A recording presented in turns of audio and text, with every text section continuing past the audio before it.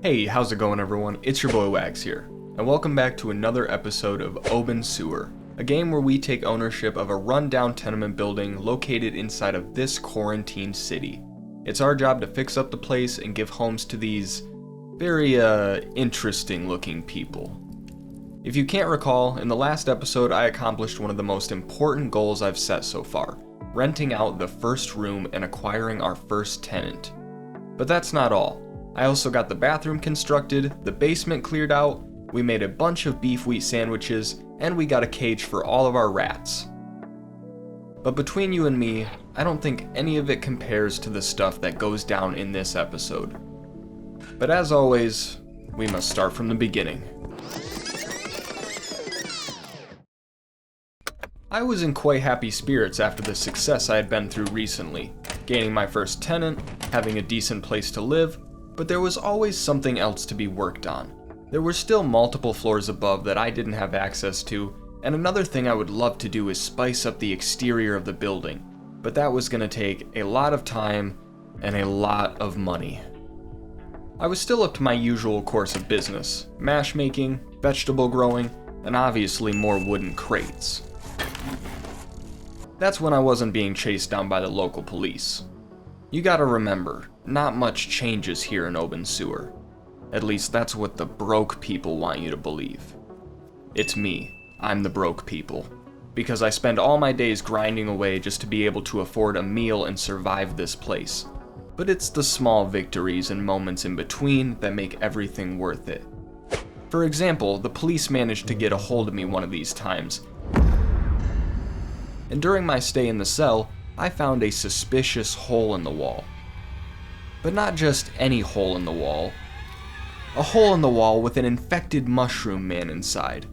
His name was Colton, and I guess he was once a prisoner like me who scurried away beneath the prison and has been living there ever since. He offered his wares to me, which I decided to pass on since it was mostly just mushrooms and rats. Upon getting released from my jail cell, I accidentally hit a button that turned off the cop's television, and he literally put me right back in my cell for that. There is some good news though, and that's that I recently had a conversation with Malone, and he told me where I could possibly get a passport, which is what we need if we ever plan on gaining access to the bazaar. So using Malone's information, I made my way to the furniture guy, who also had some useful words for me. If I paid him 100 real money. I didn't have much of a choice, as I didn't have any other connections right now. He pointed me in the direction of Tenement B, where someone by the name of Passmore lived, ironically enough. Just my luck though, they were no longer in the business of forging passports. However, they might know someone who still dabbles, and somehow I got talked into becoming everyone's errand boy, and I was soon going to be messing with machinery that's a little above my pay grade. I was given the passcode and the ability to dive deep beneath the building, leading down to the Bergman tunnels.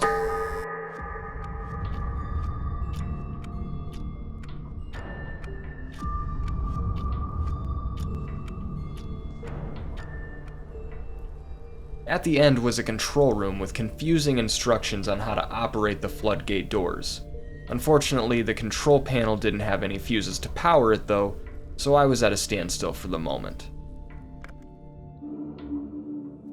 I went back to solid ground and sought about courtyard and exterior requirements. It was going to cost me a lot, but it wasn't as extreme as some of the other upgrades. I bought a few more things for the building, like letters for each floor, some new lights, and a new TV. Don't ask me what I need two for, maybe I'm starting a collection, I don't know.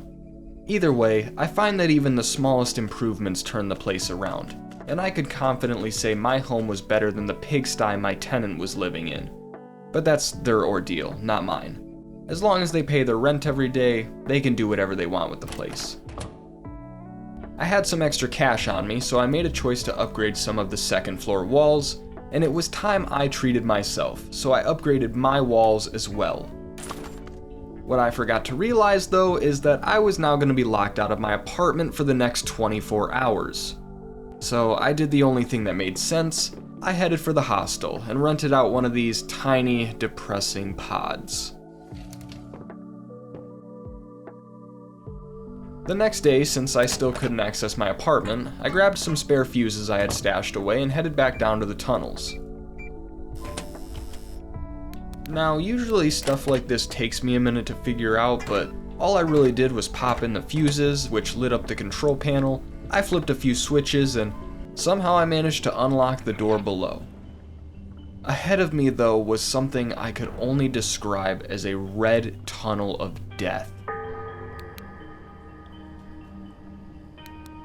Walking through it had me feeling uneasy and suspecting of anything going wrong at any moment. At the end of the tunnel was 3 different directions, 2 being dead ends, and the third leading me to a blocked ladder entrance. Which was exactly what Passmore sent me to look for, to see if the route was obstructed or not. In our case, no one was getting through here anytime soon. I returned to Passmore and delivered the news, and to help me with my search for a passport, they recommended a name, Eliana Passmore, who I'm assuming is this person's wife or something. All I wanted was a freaking passport, and it seemed no matter who I went to, I was sent on some wild goose chase. And it was the same with Eliana. She agreed to help me get a passport, but only if I check up on a priest who she hadn't heard from in a while. It's not like I had anything better to do, and compared to making mash and growing vegetables from my own compost, this definitely takes the cake. And what comes next might just be the most bizarre thing I've experienced so far here in Obenseuer. I reached the priest's apartment, and it didn't take long to find him horribly infected and bedridden, with no words to speak. But what I also found was a passageway behind his bookshelf.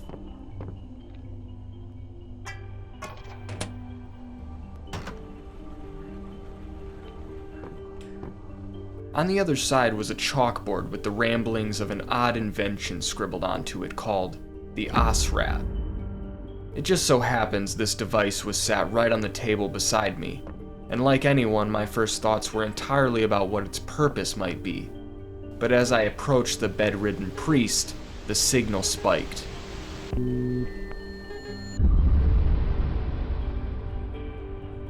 The Osrat had teleported me to the other side, where if I'm not mistaken, I was able to communicate with the dead, or at least spirits that hadn't yet moved on. According to the priest, he wasn't sure how long he had been here for, but no matter the length, he stated it was a peaceful place to be, a comfortable place. I went back to Eliana and told her about everything I had experienced, hoping it would finally lead me to receiving a passport. But once again, all Eliana had to offer was a password for another basement somewhere. Also, I'm sure you've noticed the redness, and that's because I was unknowingly starving myself, so in turn I went to the pharmacy and bought some painkillers to help with my shrinking stomach. Finally though, our upgrades were finished, and like I said in the beginning, it's the little things that matter, like my apartment now having its own cloth door. Not to mention fresh new walls on the inside. I spent quite a while putting everything away and organizing some things, considering I hadn't been home in the last 24 hours. But since I did go along and upgrade some of the second floor walls as well, I was now able to offer an apartment to someone named Sarah, who had actually been living in this bus the entire time.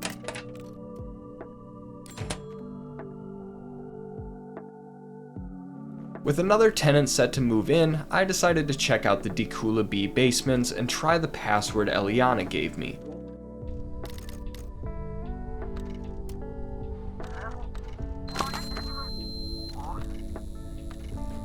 What followed was a venture below and the meeting between me and some sort of computer presence.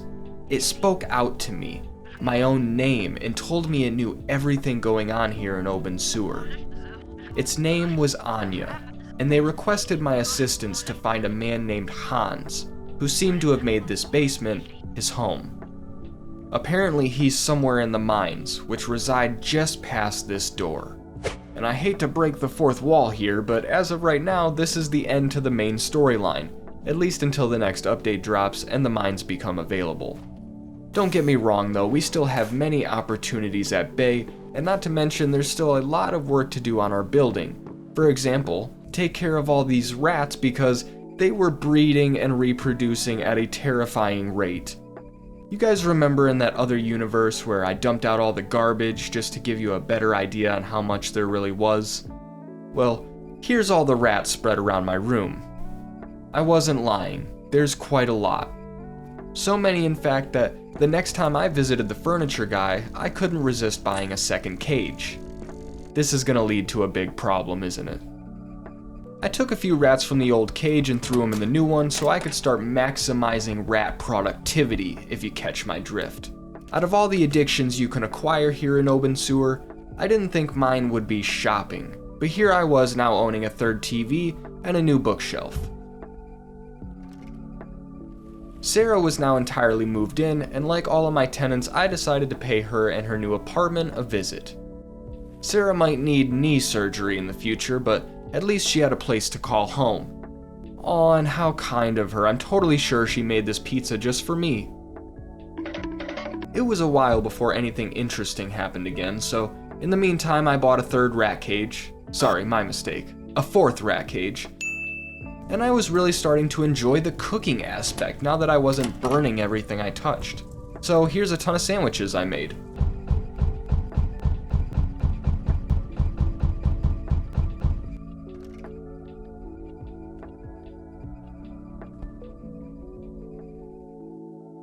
I finally had the ability to upgrade something major for the complex, and I decided I was sick of looking at this disgusting courtyard all the time. It was gonna take 2 days, but in due time, hopefully we'll have a much nicer layout outside.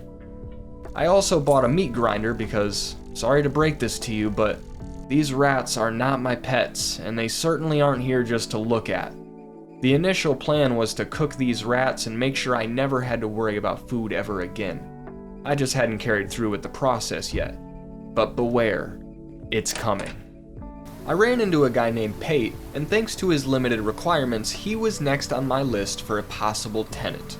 All I needed to do was get the walls upgraded, which I immediately began the construction on. In the meantime though, I buzzed the door of a guy named Sam who mistook me for the pizza delivery guy.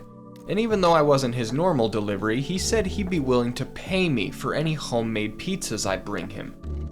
Last episode it was beef sandwiches, and now I guess it's pizzas, and I'm all for it. I browsed through my dense catalog of recipes: cat pizza, chicken sawdust pizza, dog pizza. Wait a minute. Rat pizza, huh?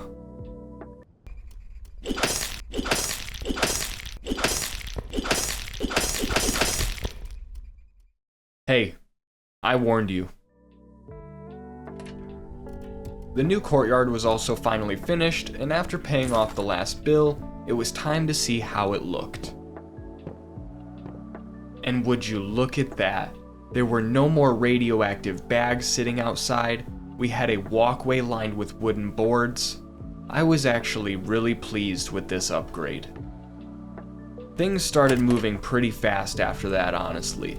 I was making quite a good profit from all my side gigs, plus rent being paid every day. I paid off the wall upgrade and offered Pate his new home, and with that, I decided that I couldn't upgrade the courtyard without also upgrading the exterior of the building, which I'll admit was quite a hefty fee, but it was a hefty fee that I could pay. The entire building was wrapped in plastic for its construction, and it was going to take 4 days before it was done. So I took the time and redesigned the indoor garden, cooked some more rat pizza, bought a third TV, and decided to move them all to the basement for this wall of TVs that I just now randomly decided to build. Money was coming in way quicker than what I was used to, so I jumped the gun and paid for the basement workshop upgrade as well. And then I went back to making more pizza. Newsflash, in case you weren't aware, I was making a lot of pizza. Soon enough though, I was returning to Samuel to pay off all the active upgrades I had going. The third floor walls, the exterior of the building, and the basement workshop. 3 huge upgrades that were going to put me one step further to owning the best apartment complex in Obenseuer. And finally, I was ready to see the facade. It was a lot better. Even though there was still a lot of graffiti and taped up windows, at least there was no more scaffolding, no more garbage out here. I'd say it was a big improvement. The basement now had a ton more space as well, so much room for activities. So here's a little montage of me moving everything and also setting up my kitchen a little nicer.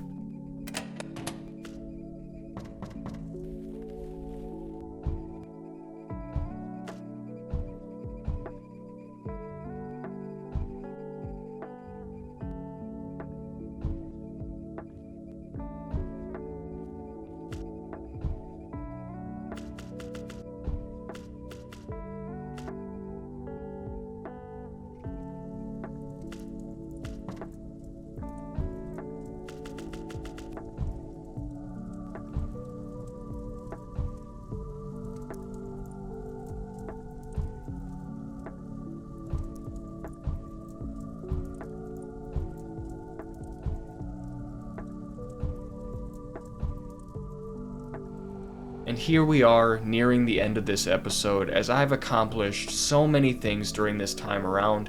We rented out a few more tenants, the building is completely different inside and out, above ground and below ground, and not to brag, but I was pulling in crazy cash on the daily.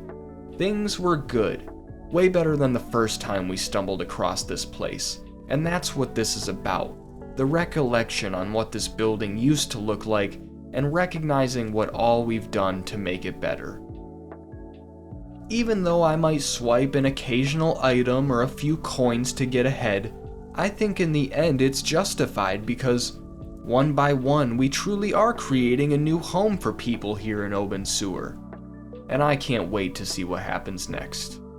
Thank you so much for watching and staying all the way through. I hope you enjoyed the video and had a good time hanging out with me, but I'm gonna step out. Remember that liking, commenting, and subscribing help me out more than you realize, and I hope you all have an amazing day. I will see you all on the next one.